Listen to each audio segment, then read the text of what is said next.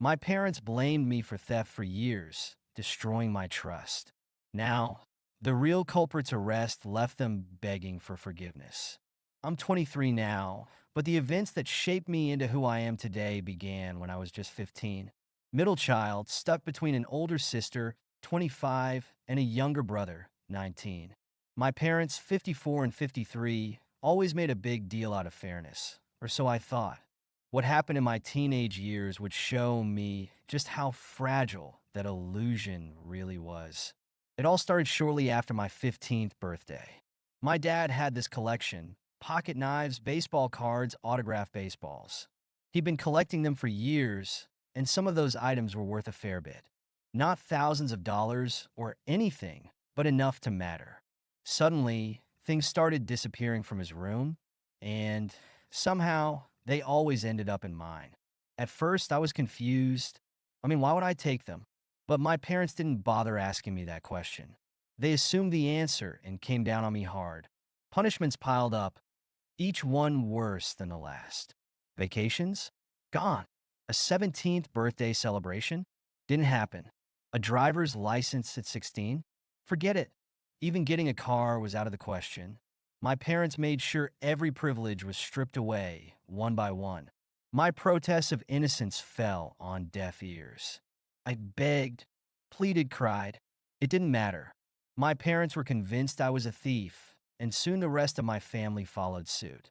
My grandparents, uncles, aunts, they all looked at me like I was some kind of criminal in the making. "You'll end up on the news one day," my dad once said. A robbery suspect or worse. I began to wonder if they were right. What if I was stealing without realizing it? Maybe I had some kind of mental issue. Sleepwalking? Memory lapses? I didn't know what to think anymore. I just knew that I was losing everything: my family's trust, my childhood, my sense of self. The breaking point came when I turned 18. I'd had enough. I moved out and cut off contact, save for the occasional call or holiday card. I couldn't bear to face them. The hurt, the mistrust, it was too much. For 5 years, I lived my life independently, far from the family that had cast me out. Then, earlier this week, I got a call from my mom. At first, I thought it was just one of those obligatory "how are you doing?" calls. But her tone was different, hesitant, almost apologetic. She told me they'd started noticing things disappearing again. Only this time, I wasn't there to blame. My dad, in a rare stroke of brilliance, set up cameras in the hallway. The culprit? My younger brother. He was caught red-handed, sneaking into Dad's room and stashing the stolen items in my sister's old bedroom. My mom tried to apologize. She said she and Dad felt awful for not believing me all those years ago. She even invited me to her upcoming birthday dinner, hoping we could catch up and mend fences. For a moment, I considered it. Then I asked her about my brother's punishment. Her answer floored me. "Your dad took his phone away for a week," she said, "and no video games for a month. That was it. No missed birthdays, no canceled vacations, no revoked privileges like I had endured. Just a slap on the wrist." My anger bubbled over. I couldn't believe it. For years, I was branded a thief, humiliated, and punished for crimes I didn't commit. Meanwhile, the real thief gets a timeout and a month without his Xbox? I let loose. "Are you kidding me?" I shouted. "You let me miss out on everything: birthdays, vacations, driving, over lies, and all he gets is no phone? Go fuck yourselves." I hung up and blocked her number. For the first time in years, I felt a strange sense of justice, even if it was laced with bitterness. Am I the asshole for refusing to forgive them? Maybe. But forgiveness isn't automatic. It's earned, and right now, I don't see how they've earned it. They tore me down for years, and now that the truth is out, they think a simple sorry is enough? It's not.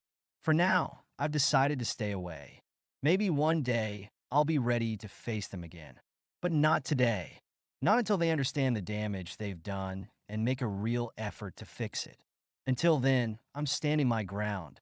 I've had enough of being the scapegoat. It's time to put myself first.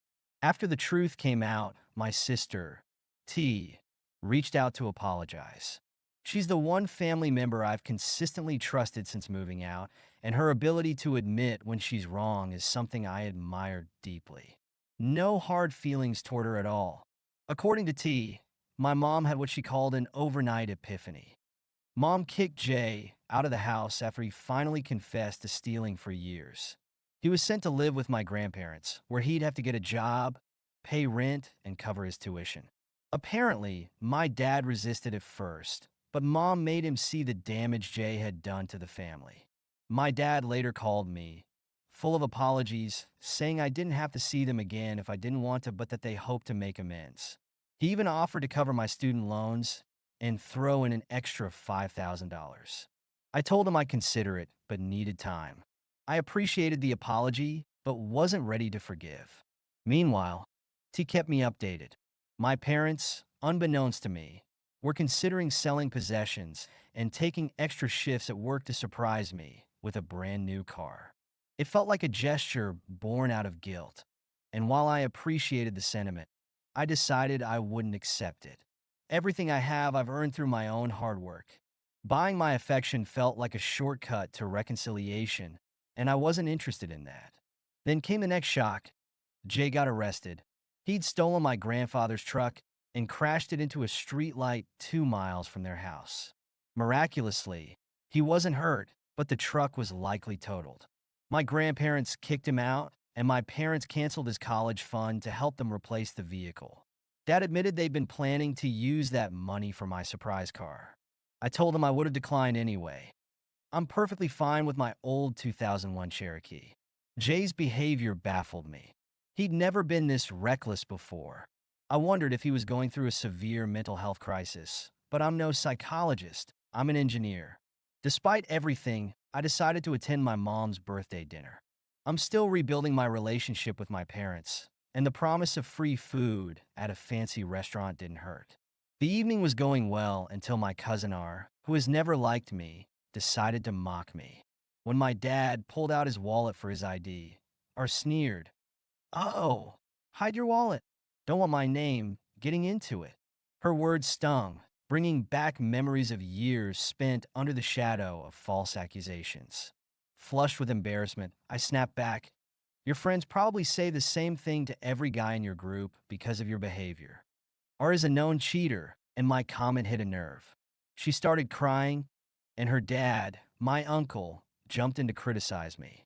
He even had the audacity to remind me I was still on thin ice over my brother's lies. Furious, I flipped him off and walked out of the restaurant. Later, my dad called to assure me I had nothing to apologize for. My mom, however, wanted me to apologize to keep the peace. I refused, or posted a vague rant on Instagram about toxic family members. But my aunt, R's mom, surprised me with a heartfelt apology. She told me she'd dealt with R and my uncle privately, and her even took down the post. My uncle sent me a one-word text, "Sorry." It wasn't much, but it was something. The real breakthrough came during a family therapy session. My mom apologized for not defending me at the dinner and for the years of mistrust and neglect. My dad followed suit, apologizing to all three of us kids for the way he'd handled things. Jay also apologized, admitting his actions were fueled by jealousy. While my parents have allowed him back into their home, he's on strict terms to rebuild trust. As for me, my contact with Jay remains limited.